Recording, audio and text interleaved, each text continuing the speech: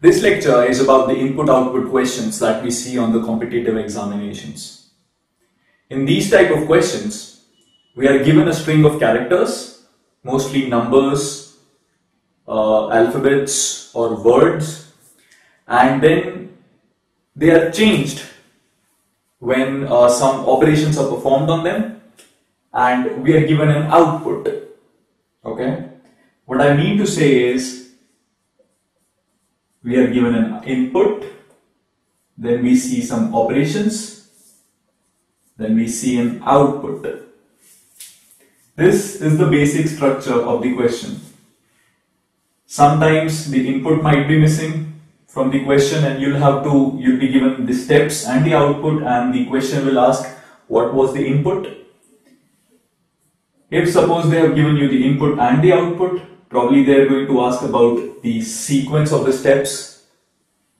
Or if they have given you both of these things, then they might just ask you what is the output. For example,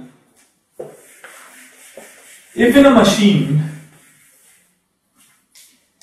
the input given is something like this, and the machine gives you the output as something like this, then we clearly see what has happened over here. This sequence of characters has been reversed in the output. This was our input, this was our output.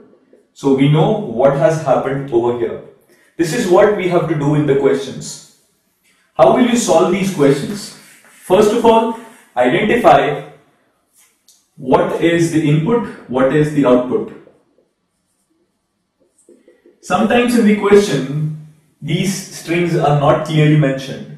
Most often you will be given that this is the input, this is the output, or probably this is the input, find out the output or something.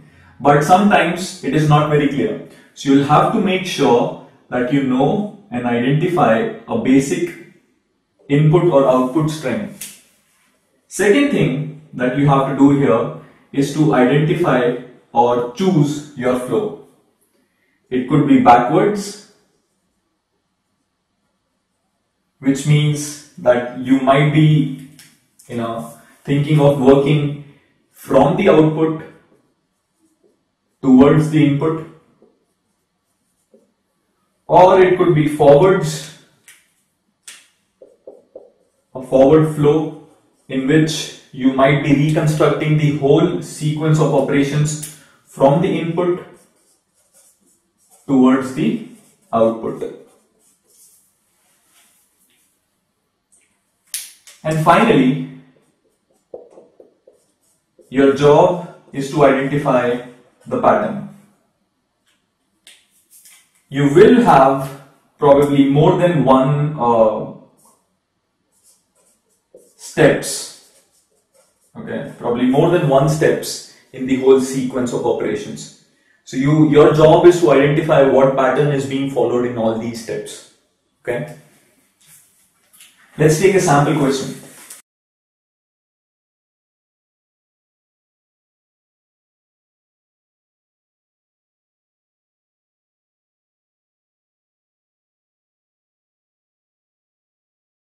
Now, the question says that this is the input, this is the output, and these are step 1, step 2, step 3. Okay. Now we have to identify what will happen if this input was given to this same machine. So what we have to do here is, we have to understand what does the machine does in each sequence. Once that is clear to us, we can answer the question that what would be the third step for this input. Let's see. So first of all, we have the input as A1, B2, C3. Now let's understand how is the sequence 1 working, or step 1 working. We have C3 in front of A1 and B2. So we see that C3 as a whole has been moved from the back to the front of the sequence. Nothing else has been changed. This stays the same. Okay, and this has moved in front to come here. Fine, so that is step 1. Now let's see what happens in step 2. For step 2, this is the input. So we give this to the machine, or the machine works on this as the input. So now what it does is it keeps the first part. We know that the machine is breaking up the given sequence in 3 parts, groups of 2 characters. So it takes the first part as it is and it reverses the second and the third part. So what we have here is this goes here, this goes here. Okay. Now step 2 will be the input for step 3. Let's see what happens here. B2 A1. Okay. And C3. So what we have here is B2 A1 comes in the front and C3 B2 stays as it is. Right? This is something that we saw here. A1 B2 stayed as it is. The last one came in the front. So A1 comes in the front here, C3 B2 are pushed back. That becomes our step 3. Now in the last step, what we have is the first part of the sequence stays as it is, and the last part, or rather the last 2 parts, are reversed, C3 B2. So it's clear to us that in first step, okay, the last part of the sequence is taken up and put in the front. In the next step, the first part stays the same and the last 2 are reversed, and this happens alternatively, right?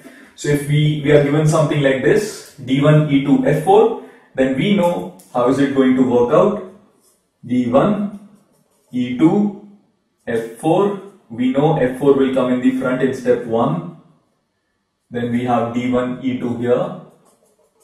Step 2, we will have F4 at the same place, but there will be a jumbling. E2 comes here, D1 goes there. And then step 3. Step 3 would be something like this, in which we will have D1 in the front, the last part, and F4 E2 pushed back. So this becomes our answer. So this is how you solve input-output questions. Move on to the practice sheet. Best of luck.